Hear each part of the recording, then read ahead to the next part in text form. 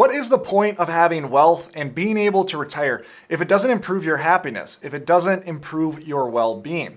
Well, we're going to talk about exactly that in today's video and talk about 3 ways to statistically be happier in retirement. Some of these will be financially related, some of these will be non-financial factors. We're going to talk about both and help you build a better retirement. If you're wanting to jump around this video, timestamps are in the description below. Let's get into it. Now, for the first way to be happier in retirement, we're actually going to be citing some data from a pretty interesting book called Don't Trust Your Gut. I'll include a link in the description below. Using data to get what you really want in life. They have 2 chapters within this book talking about how to statistically be happier in retirement. I want to share some of these insights with you today. So we'll call this way the life-changing magic of leaving your couch. This is actually the title of a chapter within this book. And it cites a very interesting study called the Mappiness Project. This is a project where there was a group of participants, each with a phone. And at random points throughout the day, your phone would ping and 3 questions would be prompted to you. Participants were asked, what are you doing? Who are you doing it with? And then rate your happiness from a scale of 1 to 100 based on the activity that you are doing. This was done in the UK. Over 3 million data points were collected from 66,000 plus participants. Now on the screen, I share data from this study, and it ranks activities that generate the most happiness to activities that generate the least amount of happiness. Now, as you look at the data on the screen, there are some things that aren't really that surprising. For instance, the number 1 most happiness generating activity here, well, isn't really surprising at all. Now, I'm not going to go through this list one by one and talk about each activity, but we do see 3 groups of activities that generally rank quite high. The first group being getting out and doing something, getting into nature, getting active. We see a number of activities such as sports, running, exercise, gardening, bird watching, nature watching, walking, and hiking that are related to getting off the couch, getting in nature, and enjoying nature in an active way. Number 2, we see another group of activities such as socializing, building a community that consistently rank high on this list as well. From things like talking, chatting, and socializing with friends and family down to drinking alcohol. They go deeper into this book talking about drinking alcohol and relating it towards being a social event. Drinking alcohol alone, however, actually decreases happiness, as they show within the data in this book. And then the final category being getting out and doing novel things, whether that's learning a new skill, whether that's doing a new activity. Let's dive a little bit further into these findings as well. And with each of these given categories, we can see that there are subcategories that can also increase happiness within each subcategory. So for instance, let's say you are still working. Well, working on average is actually a decrease from a happiness standpoint to our life. But as we look at working at home, we see an increase from working at home. We see an increase from both working while listening to music as well as working with friends. And so we can start to design some activities that might be mandatory, like work, but start to design those via these subcategories and increase our happiness by looking a few layers deeper than just the base case activity. Number 2, we see that from a standpoint of happiness generated from spending time with others, we see that both romantic partners and friends both rank very high. Down the line, we see that family members end up ranking in that middle category. And then finally, happiness generated from geography was also an interesting finding that I saw. Now, this is happiness gained compared to being in an urban environment. And again, not surprisingly, getting out into nature and living in nature increases happiness rather than being in the concrete jungle that is cities. Now, before moving on to my next point, I want to share with you an idea, a framework that I heard on a podcast a few years ago, and this idea has served me incredibly well, and I hope it does something similar for you. So I heard this from Steve Rinella, who is a big-time hunter, very well known, is also a conservationist. And he talked about 2 different types of fun that you can attain. The first is easy fun. Now, this easy fun is, well, easily attainable, and it's not too hard. We don't have to work for it. And so, for instance, things that fit into this category would be something like riding a roller coaster. A roller coaster is instantly fun. It's fun on a surface level, but as we start to think back into our memories and we think about riding a roller coaster or watching a really good movie, we generally don't have as fond of memories of those type of easy fun type of activities. On the flip side, you have activities he calls hard fun activities. Now, to tell you a story about one of these hard fun activities, I'll talk about a personal story. Now, after college, I got a little obsessed with doing endurance-related activities, we'll call them. And one of those endurance-related activities was swimming across a local lake that I grew up not too far away from, Lake Winnebago. Now, this lake is about 7.5 miles long, and I had the brilliant idea to try to swim across this lake. Now, keep in mind, I did ask my friend who drove a boat alongside of me, so I was doing this as safe as possible. Now, for some of you that have done endurance activities before, like a marathon, a half, or full Ironman, you know that in the moment, it's really not that fun at all. You're often wondering, why the heck am I doing this? But as you look back on that 1 week, 1 month, or 1 year later, you generally look at that very fondly. Now, for those that are wondering, did I make it across the lake? The answer is no. But did I swim 7.5 miles? That answer is yes. As I look down at my GPS, I see that we're about 3/4 of the way across this lake, and I'm already at 7.5 miles. And so I had swam in some kind of pattern that allowed me to swim the distance, but not complete the task. And so there are two important takeaways from my story. One, if you're going to swim, swim in a straight line. And then number two, try to explore things in the hard fun category. I find that when I explore things in that hard fun category, I end up having the fondest of memories from doing so. Way number two to be statistically happier in retirement is make sure you're adding the right amount of safety to your retirement to both balance peace of mind in retirement as well as optimizing the plan from a numbers standpoint. So let me kind of lay the groundwork for explaining what I mean here.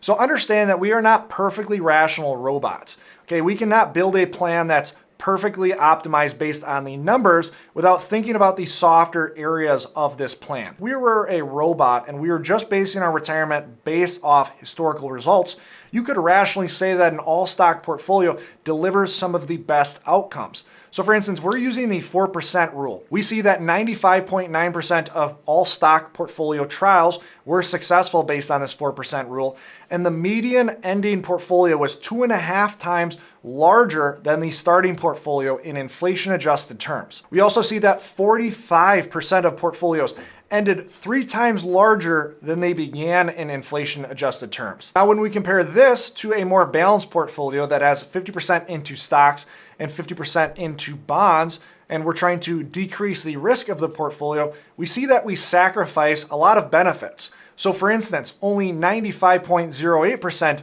of trials were successful under a more balanced portfolio. We see the median ending portfolio here was only a 15% increase in inflation-adjusted terms, and only 12.3% of portfolios ended 3 times bigger than they started. And so if we're just looking at these pure summarization numbers, we certainly see that if we were perfectly rational robots, we might inch towards having an all-stock portfolio. But here's the problem with something like this. Let's start in 1974, and that will take us to 2004. And so despite an all-stock portfolio doing well in this specific trial, it was not without quite a bit of sacrifice, and quite a bit of sacrifice in the peace of mind category. For instance, when you started with $1 million with this portfolio, within 8 years, your portfolio was almost cut fully in half. And so in the go-go years where you're likely wanting to do more, where you're wanting to live a more active lifestyle, and you see your portfolio cut in half, that can be absolutely gut-wrenching. Now, when we look at the full trial of this portfolio, we see that there were increased returns on the back end, and this portfolio ended up almost double the starting value. But nonetheless, this was not without a huge amount of sacrifice in the peace of mind category. I'm sure there were a number of times that this retiree would have some sleepless nights. They might even lower their income in certain years in order to allow their portfolio to recover. The point being, this person didn't really live the happiest of retirements. And this is something that's very important when we talk about building your optimal portfolio in retirement. We not only need to optimize based on the numbers, but we also need to optimize on things like risk tolerance and maximize peace of mind in retirement. That will look different for every retiree. But let's dive a little bit deeper into some research if we move a little bit more towards the extreme to safety. And when I talk about the extreme to safety, I talk about using things like income annuities. So oftentimes income annuities are looked at as a sacrifice. If we look at a well-balanced, diversified portfolio, Historically, we could have done significantly better than owning an income annuity that has a lower rate of return, but has those guarantees on the back end. Now, I'm not trying to make a case for everybody to go out and purchase an income annuity, but nonetheless, the research from income annuities can offer some insights that we can take even if we aren't actually purchasing an income annuity in retirement. So for instance, the RAND Corporation released a study on annuities and retirement satisfaction. And they found that retirees with a guaranteed income above Social Security were on average 24.1% happier than those without that guaranteed income. And I specifically see this in our practice, not necessarily from the income annuity side, but from somebody who's almost fully pensioned. Oftentimes, those retirees that are fully pensioned worry significantly less about the financial side than those that are trying to live off a portion of their portfolio. But what I find is that guaranteed income offers you a guilt-free license to spend. If you're receiving, let's say, a $5,000 per month guaranteed income check each and every month, you can rationalize that there's no point in saving any bit of that $5,000. We can spend that because we know that $5,000 is coming in again next month. And so versus somebody who's living off their portfolio and taking $5,000 per month from their portfolio, when the market's down both in the stock market as well as the bond market in a year like 2022, oftentimes we start to wonder if we really need to spend that $5,000. Maybe we should only spend $4,000 this month instead and allow a little bit more to stay in our portfolio. Furthermore, there's another interesting paper put out by the Journal of Financial Services called Annuities and Moral Hazard. Can longevity insurance actually increase longevity? And they found that in the US, a 65-year-old male who purchased a life annuity lived on average 20% longer than those who did not. Now, if you're someone that looks at quite a bit of data, you might say, well, there is some adverse selection to this. You're likely purchasing an annuity for longevity insurance reasons. And so you are likely somebody who is in better health that thinks they're going to live longer, and thus they see the need for that longevity insurance. But also understand that we see the same data when it comes to pension earners. And so those are people that obviously didn't go out and purchase a pension. They had a pension supplied by their job. And so to look at additional data on this front, we see that those receiving a large monthly pension, $3,000 per month, versus a small pension, only $1,000 a month, saw a 5-year increase on average for their longevity. So does this mean that everyone should go out and purchase an income annuity? Well, obviously not. I think it can be a fit for certain situations, but certainly not across the board. But you can duplicate some benefits of an income annuity within your own plan without purchasing one. For instance, things like delaying Social Security, thus earning a larger guaranteed income stream from Social Security and flooring your income that way.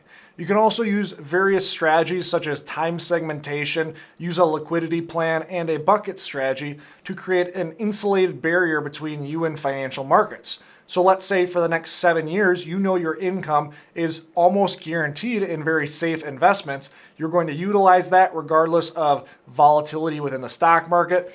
And so you're duplicating some benefits of the income annuity without sacrificing growth in situations. And then finally, the last way to statistically be happier in retirement is one that I apologize if I get a little ranty when I talk about this topic, but get fit in retirement. Movement is medicine. Now, everybody's at a different fitness level in their journey through life. And I understand that fitness for some hasn't been as easy in the past. While you were working, if you had an extremely taxing job that required a ton of time and energy from you, and then you went home and raised a family, I completely commend you on sacrificing for the betterment of your future. But now in retirement, you don't have any excuses. You have the time, and now it's time to focus on you. Fitness doesn't have to be training to run a marathon. Fitness can be as simple as a 30 to 60 minute walk each and every day. Fitness can be as simple as on an ongoing basis, sit in a relatively hot sauna for 20 to 30 minutes, and you will see, based on studies, some increased benefits from a cardiovascular standpoint. Fitness can be realized in a number of different ways. Out of every other area of life, there are benefits for moderation. For instance, even with earning money, the classic idea of mo money, mo problems. Well, guess what? There's no saying that goes along the line of mo fitness, mo problems. Fitness can be something you can continually lean into and get back what you put in tenfold. Now, I am not a doctor. I will include my sources as I go through these examples down below, but also understand that it's not as if these sources and these ideas are highly debated. Let me pose a question to you. Which activity is best for creating lasting improvements in brain health? Doing activities that keep your brain sharp, like doing crosswords, Sudoku, and various games like that, or getting out and being active, increasing your level of fitness. Now, this might be surprising, but there are a number of studies that show that doing mental exercises like crosswords and Sudoku do have some short-term benefits, but those short-term benefits end up fading in terms of maintaining brain health. On the flip side though, physical activity and exercise training have been proven to increase the size of your hippocampus and thus have long-lasting improvements in memory and other brain health areas. And this isn't where the benefits of exercise for aging adults stop. In fact, there are numerous benefits, and now many of us know these benefits. Things like exercise being linked to better mood and increased happiness. We showed this in the first way that we discussed. Weight training is linked with the reversal of bone degradation. So as you age, bone density drops. But some very minor and light weight training can actually start to reverse this and increase bone density. Now understand that there are effects to aging that we can't prevent, but we can slow those effects to aging. Now on the top of the screen, I have a quote from Robert Butler, who's part of the National Institute of Aging. And he said that if exercise could be packaged in a pill, it would be the single most widely prescribed and beneficial medicine in the nation. Now just think about this. If you could obtain the benefits of exercising in pill form rather than actually having to exercise, would you be taking that pill each and every day? Well, if the answer is yes, then trust me that 30 to 40 minutes worth of exercise on a daily basis is a fairly small cost for the benefits you will gain from that exercise. Now, bringing this back to retirement planning, I think about fitness in a way similar to how I think about required minimum distributions. Now, if that doesn't make complete sense, stick with me for a few more minutes. So many of you watching this video will have an RMD problem. The reason being is you saved a ton into tax-deferred vehicles, and at age 72, the IRS is going to force you to take money from those tax-deferred vehicles in the form of a required minimum distribution. Now, you can deal with those RMD problems now in the form of Roth conversions, but Roth conversions really aren't that fun.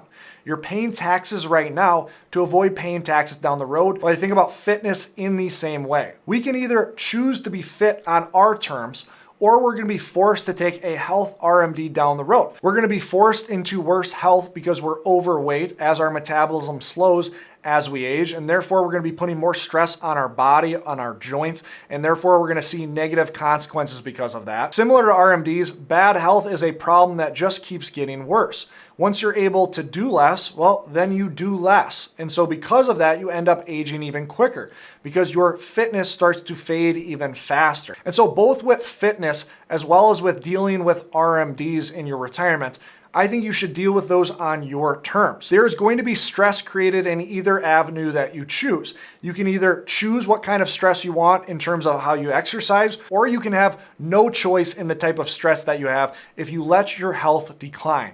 And so maintain health, focus on your health, and I promise you will see an incredible increase in happiness in retirement because of it. Now, this was a little bit different of a video than what we normally record. Normally we focus on the finance side of retirement.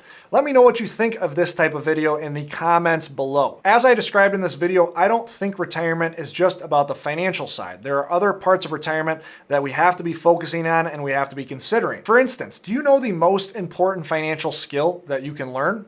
Well, I talk about it in this video right here. Click on this video to learn more. Always remember, you don't need more money, you need a better plan. Thanks for watching.